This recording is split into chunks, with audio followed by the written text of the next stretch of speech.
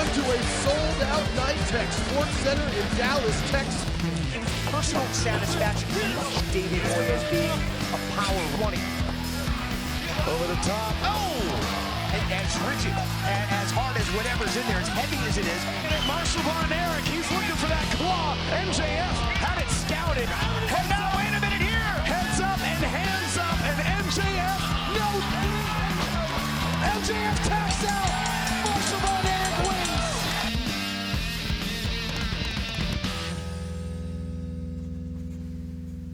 Welcome to MLW Tonight. As always, I'm your host, the Wrestling Snob, Adam Leavelle. And we're here to talk about MLW Fusion, number 95. What a show it was, folks. It's hard for me to say something that MLW does was my favorite, was the best.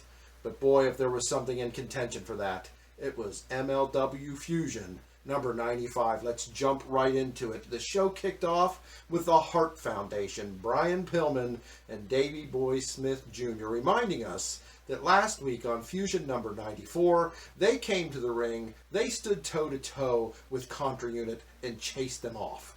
And they were here to let everybody know beyond a shadow of a doubt that they're not afraid of them, and they're there to defend themselves, MLW, and anybody else that they have to defend against the invading army of the Contra Unit, and what a job they did.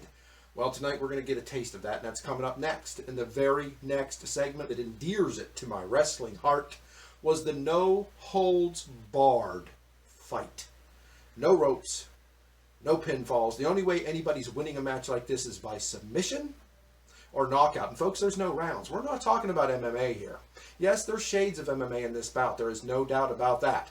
But it's not an MMA match because we don't have judges and we don't have rounds. We have two badasses square off nose to nose in the center of a wrestling ring where there's no ropes, so there will be no flips and no dives. This is a fight between two grown men. Holy cow, folks. I want to see more of this. This was the second time MLW has done this. In the past, it was actually Simon Gotch against Tom Lawler, Filthy Tom Lawler, and it was another amazing match. You got to go back in time before we started doing MLW Tonight, and I highly recommend all MLW Fusion shows, and check out the very first no-holds-barred match between Lawler and Gotch. This was the second one. Davey Boy Smith wins it, and what incredible stuff. I would really like to see this become the backbone of what MLW does. Not all that they do, because we're talking about professional wrestling, and that's what we all want to see. But if you're going to give us some specialty matches, come on, guys. Come on, Court Power. Give us stuff like this. Amazing, amazing stuff, as you clearly saw if you watched the show, or if you just watched those few clips there that we gave you. Next up, we had an enjoyable segment, something I always have fun with. Everybody says, I don't want to have fun. I just want all my wrestling to be straight up, black tights, no entrance music. The ridiculous things people say about your wrestling snob out here defending professional wrestling. But we had Lifestyles of the Rich and Dynastic. Folks, that's an entertaining segment every time it's on.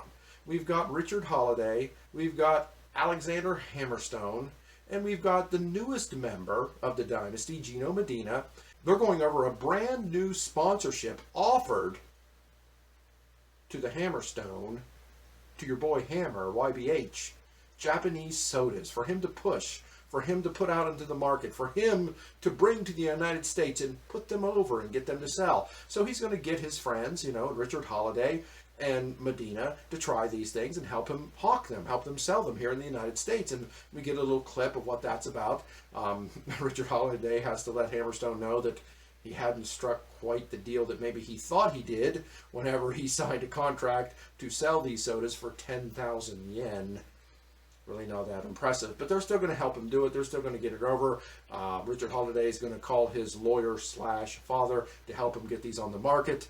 And hey, let's just ignore the faces that they made and the looks in their eyes when they actually tried these things. But this is Lifestyles of the Rich and Dynastic. And if you can watch this, folks, and not envy these guys, want to be in the position they're in, then I don't know what kind of position you must be in to not want something like that.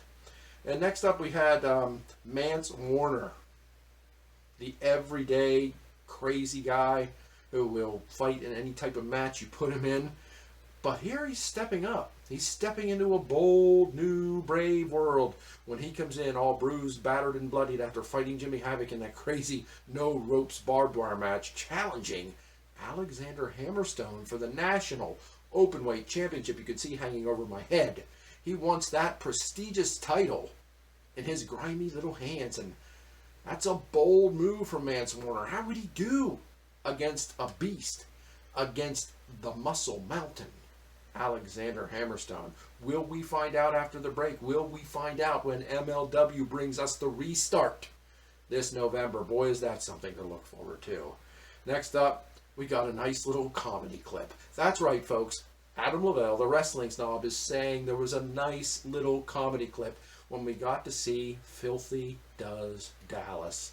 Tom Lawler and Dominic Garrini going around Dallas, buying Western wear, posing with it on. Garrini wearing his gi into the boot and hat store.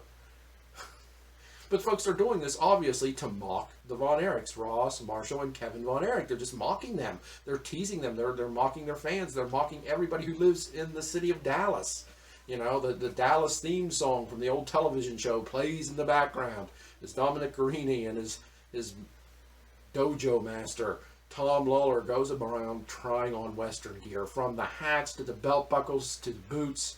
Dominic Garrini putting on a pair of snakeskin boots dressed in a bright blue gi. Oh my goodness, folks, if you're going to do comedy in wrestling, this is how you do it. You get the heels mocking the baby faces. You get the guys who don't like each other mocking one another, and that's good comedy. You don't do comedy in the center of the ring and where you're supposed to be fighting. You do it in something like this, and it worked. Great shot at the Von Erichs. Incredible stuff. Really reminded me of old world-class stuff where you'd see things like this. I thought it went over. I think it is over. Great job from the Filthy Dojo, the Filthy Squad, even though, I'm telling you, the Von Erichs are going to have something to say about it. Of that, there is no doubt. Next up, we've got Injustice. If you remember, last week they were involved in a three-way tag team matchup. And the winner of that matchup was Drago. Drago got the pin. Now, not on Injustice, but that earned Drago a shot at Myron Reed's Middleweight Championship. A very prestigious title that Myron Reed holds dear, and it's something Injustice pretty much encompasses itself around and considers it their own. So you're almost taking on three guys when you take on Myron Reed. Now, I'm not saying Myron Reed has to be underhanded and use dirty tactics to win his matches all the time, because he certainly does not. But you always got to have that in your mind, so when Drago comes to the ring, it's easily to be distracted. But I don't want to make excuses, because Myron Reed pulls off the victory here. Now, he was protected by that chest protector. As you can see, Myron Reed is clearly using that chest protector to his advantage. But again, the league is allowing it. So there really isn't a complaint to be had. Major win, one of the biggest wins I've seen from Myron Reed in MLW, definitely since winning that title, defeating the one and the only Drago of Lucha Underground fame, AAA fame, major luchador star, and Myron Reed gets the victory. After that, we had an interview with Low Ki. Low Ki being dubbed the King of Knockouts. Alicia Atut going on with him about how he has been so victorious. He went years in an undefeated streak in Major League Wrestling. He's got more knockouts than anyone. He's got more flash knockouts than anyone. Low Ki, though small in stature, is one of the biggest fighters when it comes to skill level that we have in Major League Wrestling. Well, he's interrupted by none other than Dan Lambert and one of his proteges, newly signed to Major League Wrestling at this point, King Mo. King Mo staggers in, struts in, I should say, and tells Low Ki that he can call himself the King of the Knockouts all he wants until he's knocked out by King Mo. King Mo's coming in here strong, coming in here bold, challenging one of the best fighters on the Major League roster in Low Ki. And we're going to see that match coming up soon. Low Ki, he's not one to be intimidated. But I'm not going to lie. I'm going to tell you, I thought I saw a little bit of concern in his eyes, because he knows he's fighting a very experienced MMA guy here. And this is going to be one heck of a matchup. The King of the Knockouts against the King of Fighting. Next up, we got an incredible announcement from the desk where Rich Bocchini tells us that Airwolf, who was scheduled to appear, and I'm a fan of, Airwolf is a very young man who has studied the lucha libre ways of wrestling and does a very good job at it. But he's been attacked by the Shinobi Death Squad of the Contra Unit. Now, who is the Shinobi Death Squad? Nobody really knows. The Contra Unit has so many operatives working for them throughout the world that anybody could be attacked, whether it be in the back room, in the locker room, in a parking lot. You never have any clue where it's going to come from. You can never count on being safe if you're working in or around any company, including MLW, if it's affiliated with the Contra Unit in any way. So poor Airwolf had to be rushed to the hospital. He was set for a big match on MLW Fusion on this amazing show. That gets scrapped as he's hauled away in an ambulance thanks to the Shinobi Death Squad. And this is quickly followed up by a promo by none other than Joseph Samael, the leader of the Contra Unit, the mouthpiece of the Contra Unit. I would argue, folks, that this guy is one of the best managers, one of the best advocates, one of the best promo guys in the business today. And he stands there advocating and promoting Contra Unit, the underhanded, seedy, dark underbelly of professional wrestling, being controlled by the master fire thrower himself, Joseph Samael. And he promised us, all of us, that no one is safe, as seen in Airwolf's situation. And even though Davey Boy Smith was victorious over one of their members today, he can never count on being safe either. Look, folks, how do we handle Contra Unit? When I say we, what does MLW do? If you jump ahead, which I don't want to do too much on this program, but if you jump ahead, you know Contra Unit takes over the company. They start shutting things down. They start taking control. And this is just the early signs of that. Keep an eye out on where Contra Unit is going, and if you're new to MLW, it's going to blow your mind. You've never seen a group like this, I promise you. You've seen groups take over the truck and things like that on wrestling shows, but you've never seen a group take over a company quite like this. Next up, we got a nice little package from Marshall Von Erich. What an incredible package with Marshall Von Erich, talking about he and his brother and his, coming along with their manager, father, Kevin Von Erich, the one and only, the legend, Kevin Von Erich, as the New Hope. Nice little Star Wars reference for this huge Star Wars fan. The New Hope of professional wrestling, Ross and Marshall Von Erich. They're not afraid of the Contra Unit. They're not afraid of the Dynasty. They're going to come in here and challenge anyone, as seen in the main event coming up here very shortly, as Marshall Von Erich is going to take on MJF. At this point, the leader of the Dynasty, a bigwig in the world of professional wrestling, a guy who just recently, for another lesser company, had a world title shot. MJF is going to come out here and take on one of the New Hope, Marshall Von Erich, in a match that's going to mean a lot, because MJF is high in the hierarchy of MLW. He's high up in the contenders list. Marshall and Ross, your tag team champions, but easily singles contenders anytime they so wish. So this is a very important matchup. But before this match started, as we're getting ready to start this match, I found it hilarious. And I don't mean it was a comedy segment, but it literally cracked me up when Rich Bocchini gets into it.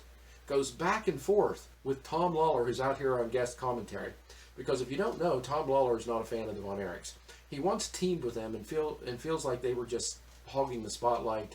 He was going on and on about how they literally stepped over his body during one of their matches, ignoring that he was down and injured and just were out for themselves. And he turned on the Von Erichs, taking them out with chairs and turning the filthy dojo against them and going against them in battles at every opportunity that he gets. So he's out here to do commentary on this matchup. Not that he's a part of the Dynasty or anything ridiculous like that, but he does not like the Von Erichs, and he makes that clear. Rich Bocchini keeps arguing with him. I mean, it's to the point where I'm thinking, Rich, you're going to get slapped. You're going to get taken out. You're going to be put in a chokehold or something, brother. But to his credit, Rich Bocchini is doing his journalistic duty, getting in the face of Tom Lawler, confronting him. How dare you do this? What did the Von Erichs do to deserve this? It's the most ridiculous thing I've ever seen. How could you turn your backs on guys that were your friends and your teammates like that? I don't understand how you could do this. And Lawler just making every excuse he can, saying how the Von Erichs are glory hogs and are out for themselves and not real Von Erichs and not really from Texas because they're from Hawaii now, and all the excuses and the reasons that he always gives. But the banter, the back and forth, it was great stuff. Good job, Rich Bocchini, trying to hold the fire to the feet of Tom Lawler, who joins us on commentary. MJF, upon his entry, takes the microphone and goes off and does his shtick and does his thing that he's so well known for. and often so well respected and liked for it, even if he's also hated at the same time. Just the fact that he can come in and open his mouth and say the things that he says impresses a lot of people. And there's an example of that here when he says he's here to take on one of the mighty Von Erichs, and all that means is that there will be yet another Von Erich 6 feet under. Yikes. I mean, those of you who know the Von Erich story know the sad tale that many of the Von Erichs are no longer with us anymore.